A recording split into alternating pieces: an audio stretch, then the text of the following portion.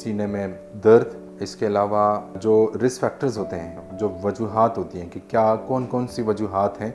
जिसकी वजह से इंसान को सबसे पहले एंजाइना हो सकता है और लेटर ऑन यही एंजाइना अगर ट्रीट ना हो तो खुदा न खास्ता हार्ट अटैक की शक्ल इख्तियार कर सकता है।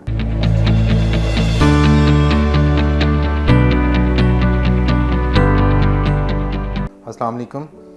मेरा नाम डॉक्टर शहजाद हसरत है और मैं एज अ कंसल्टेंट कार्डियोलॉजिस्ट काम कर रहा हूँ। मॉर्निंग आवर्स के अंदर मैं अपनी खिदमत social security hospital I-12 Islamabad में दे रहा हूँ और शाम के औकात में capital consultant clinic blue area और मेडसिटी इंटरनेशनल हॉस्पिटल F8 में मैं एज अ प्राइवेट कंसल्टेंट के तौर पे काम कर रहा हूँ। मेरी स्पेशलिटी जो है वो दिल और दिल से रिलेटेड जितने जुमला अमराज हैं उनमें मेरी स्पेशलाइजेशन है। मैंने college of physicians and surgeons Pakistan से FCPS 2020 में कंप्लीट किया और ऑलमोस्ट उससे पहले पिम्स हॉस्पिटल और AFIC armed forces institute of cardiology से मैंने अपनी ट्रेनिंग कंप्लीट की थी। आज की डिस्कशन का जो टॉपिक है वो हमने बात करनी है एंजाइना पेक्टोरस या सीने में दर्द और इसके अलावा इसका जो रिस्क फैक्टर्स होते हैं, जो इसका बायस बनते हैं, जो वजूहात होती हैं कि क्या कौन कौन सी वजूहात हैं जिसकी वजह से इंसान को सबसे पहले एंजाइना हो सकता है और लेटर ऑन यही एंजाइना अगर ट्रीट ना हो तो खुदा न खास्ता हार्ट अटैक की शक्ल इख्तियार कर सकता है। तो रिस्क फैक्टर्स में जो अगर हम 1 2 3 4 down top to bottom start करें तो उसमें सबसे जो मेजर रिस्क फैक्टर्स हैं उनमें से एक है डायबिटीज़ मेलाइटिस या ज़ियाबतीस जिसको हम बोलते हैं। जितनी पुरानी होगी डायबिटीज़ मेलाइटिस या ज़ियाबतीस जो है उतने ज़्यादा चांसेस होते हैं कि किसी के अंदर हार्ट अटैक होने के या दिल की बीमारियां या दिल का आर्जा होने का, और डायबिटीज़ स्पेशली अनकंट्रोल्ड हो। लाइक किसी की अगर शुगर्स हैं वो खाली पेट करवा रहा है तो वो उनकी शुगर्स जो हैं 130 140 या इसको क्रॉस कर रही हैं, या वो खाने के यूजली 2 घंटे बाद लोग चेक कर रहे होते हैं तो उनकी रीडिंग्स काफ़ी पेशेंट्स के हमने देखा किसी की 300 है, किसी की 350, इवन कोई 500 को भी क्रॉस कर जाते हैं। तो ये वो लोग होते हैं जो बहुत बड़े ज़्यादा रिस्क होता है उनमें कि उनको खुदा न खास्ता किसी भी टाइम पे हार्ट अटैक हो सकता है। दूसरा जो मेजर रिस्क फैक्टर है उसमें ब्लड प्रेशर है, और वही बात है कि ब्लड प्रेशर अनकंट्रोल्ड हो। लाइक अगर एक बंदा है, नॉर्मली हम कह रहे होते हैं कि 140 और 90 से ज़्यादा ब्लड प्रेशर हो तो उसको हमारी कोशिश होती है कि हम पहले तो उसको लाइफस्टाइल मॉडिफिकेशंस एडवाइस करते हैं, एक्सरसाइज पर एडवाइस करते हैं तो उनसे कंट्रोल हो जाए तो बेहतर है। लेकिन जहाँ पे अनफॉर्चुनेटली डायबिटीज़ या ज़ियाबतीस की हमने बात की तो अगर ज़ियाबतीस है वहाँ पे तो वहाँ की हमने कट ऑफ लिमिट्स थोड़ी नीचे रखनी होती हैं, कम रखनी होती हैं। जैसा कि आपने पढ़ा भी होगा, सुना भी होगा, डॉक्टर से भी कंसल्ट किया होगा कि सिस्टोलिक जो है वो 130 से ऊपर नहीं जाना चाहिए और जो डायस्टोलिक है नीचे वाला ब्लड प्रेशर है वो 80 या 80 मिलीमीटर मरकरी से ऊपर नहीं होना चाहिए। ये कट ऑफ लिमिट्स हैं और बहुत इंपॉर्टेंट होता है स्पेशली शुगर के मरीज़ के अंदर, ताकि अगर वो मुस्तकबिल में ताकि हार्ट अटैक से बच सके, फालिज से बच सके और उनके गुर्दे वगैरह मुतासर ना हो। तीसरा जो बड़ा रिस्क फैक्टर है इस्कीमिक हार्ट डिजीज़ के अंदर वो है सिगरेट स्मोकिंग। आपने मोस्टली देखा होगा आजकल, बल्कि ट्रेंड बना हुआ है यंगस्टर्स के अंदर कि स्मोकिंग वो बड़ा शौक़ के साथ, और वो समझ रहे होते हैं कि पता नहीं कितना बड़ा काम कर रहे हैं, लेकिन डेफिनेटली ये लग तो ऐसा होता है जैसे वो सिगरेट पी रहे हैं, लेकिन ट्रस्ट यू मी कि ये ऐसा ही है कि जैसे सिगरेट पूरा का पूरा उनको निगल रहा होता है। लेकिन ये चीज़ होता ये है कि यंगस्टर्स के अंदर उनके इम्यून सिस्टम बहुत अच्छा होता है, तो उस टाइम वो उनकी बॉडी जो है जहाँ पे भी कोई डैमेजेस होते हैं, कोई प्रॉब्लम्स होती हैं तो वो कंपनसेटरी तौर पे वो हीलिंग हो रही होती है, वो उसको टॉलरेट कर जाते हैं। लेकिन लेटर ऑन जब 40s को वो क्रॉस करते हैं तो अल्टीमेटली इसके डिलीटीरियस डिजास्टर्स इफेक्ट्स आ रहे होते हैं बॉडी के अंदर, और सबसे बड़ा जो है वो आता है हार्ट अटैक की फॉर्म में, या किसी को स्ट्रोक हो जाए, फॉलेज हो जाए, या किसी को अनफॉर्चुनेटली लंग्स भी डैमेज हो जाते हैं, इसके साथ कैंसर्स हो जाते हैं। तो ये तो बड़ी मोटी मोटी मुख्तसर हम इस वक्त दिल की बात कर रहे हैं, वरना अगर सिगरेट स्मोकिंग पे बात की जाए तो इसका ये पूरा एक चैप्टर है, अलग एक कहानी है, तो उस पर भी इंशाल्लाह कभी मौका मिला बात करेंगे। जो तीसरा रिस्क फैक्टर है, जो सबसे मेजर रिस्क फैक्टर्स में से एक आता है, वो ओबेसिटी है या मोटापा जिसको कहते हैं। मोटापा ना सिर्फ अकेले बल्कि ख़ुद जहाँ पे साथ शुगर आ जाए, ब्लड प्रेशर आ जाए, और खुदा न वास्ता जिस्म में या ब्लड में कोलेस्ट्रॉल की ज़्यादती हो, तो ये पूरा एक सिंड्रोम की शक्ल इख्तियार कर जाता है, जिसको हम मेटाबॉलिक सिंड्रोम बोलते हैं। तो ये तीसरा बड़ा रिस्क फैक्टर है। चौथा जो है वो जो है हम उसको बोलते हैं डिस्लिपिडीमियाज, या खून में कोलेस्ट्रॉल चर्बी की ज़्यादती हो। वो ज़्यादती जो है कुछ चीज़ कंडीशंस होती हैं, फैमिलियल भी हो सकता है कि फैमिलीज़ में रन कर रहा हो, ठीक है, और फैमिलीज़ के अलावा जो हमारा लाइफस्टाइल होता है, लाइक हमारा डाइटरी हैबिट्स हैं जो, उनमें वो एक बहुत बड़ा उसका ये फैक्टर वजह बन सकती है। Down the list, last but not the least, वो है सेडेंटरी लाइफस्टाइल, जहाँ आपने बैठे रहना है, लाइक ऑफिस वर्क है, ऑफिस में आप बैठे हैं तो ऑफिस में यहाँ पूरा दिन बैठे हैं कुर्सी पे, यहाँ से निकलें गाड़ी के अंदर बैठ गए, कोई आपकी फ़िज़िकल एक्टिविटी नहीं है। Inactivity one of the biggest risk factors for ischaemic heart disease. ये तो मोटे मोटे जो मेजर रिस्क फैक्टर्स होते हैं। इसके अलावा अब हमने इनिशली बात की थी एंजाइना पेक्टोरिस की या सीने में दर्द की। अब सीने में दर्द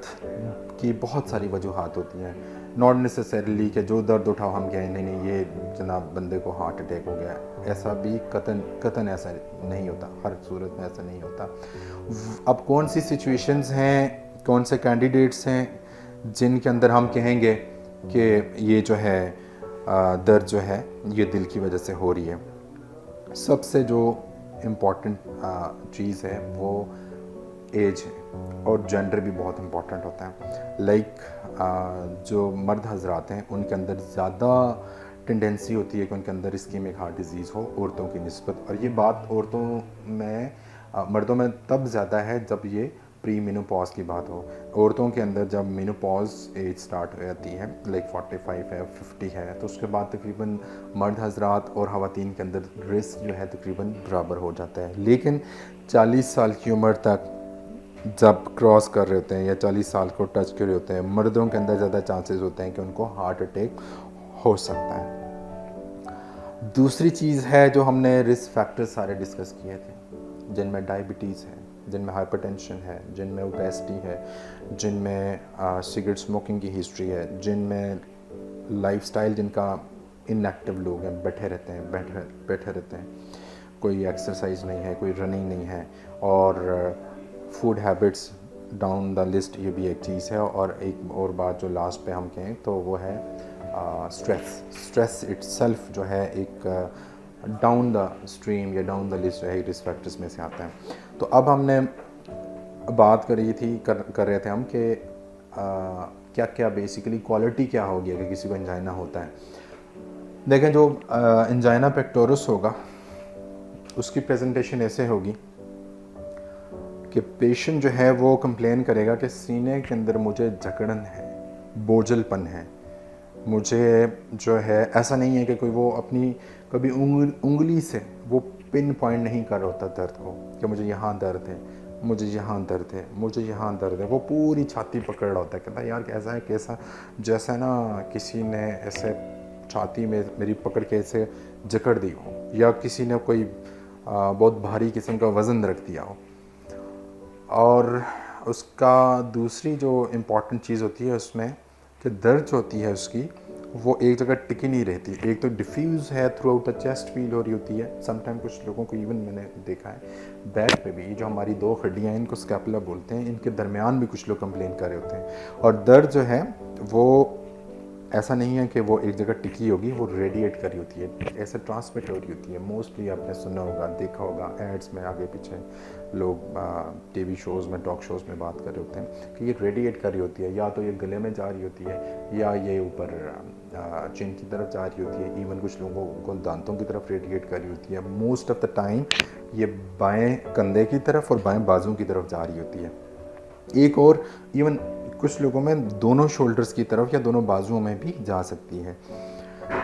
थर्ड जो इसमें इम्पॉर्टेंट चीज़ है, इसकी जो एसोसिएशन होती है वो एक्सर्शन के साथ होती है। कि बंदा कहता है यार मैं थोड़ा सा चलता हूँ तो एकदम से मुझे ना कोफ्त,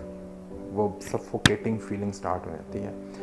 तो वो कह रहा है, बताते ऐसे हैं मरीज़ या बुक्स बता रही हैं कि वो चलते हैं तो दर्द उनकी बढ़ रही होती है, वो थोड़ा आराम करते हैं, बैठते हैं, रेस्ट करते हैं, दर्द उनकी बेहतर हो रही होती है। ये भी एंजाइना पेक्टोरिस की एक निशानी होती है।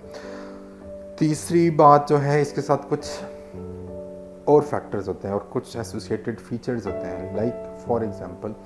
कुछ लोग ऐसे हैं वो कंप्लेन कर रहे होते हैं मुझे साथ ना मतली आना महसूस हो रही होती है, या कुछ लोग इवन कह भी कर लेते हैं, वॉमिटिंग भी हो रही होती है। ये वो चीज़ है मैं आप बताने जा रहा हूँ कि बंदे को एंजाइना स्टार्ट हुआ इनिशली, और एंजाइना के बाद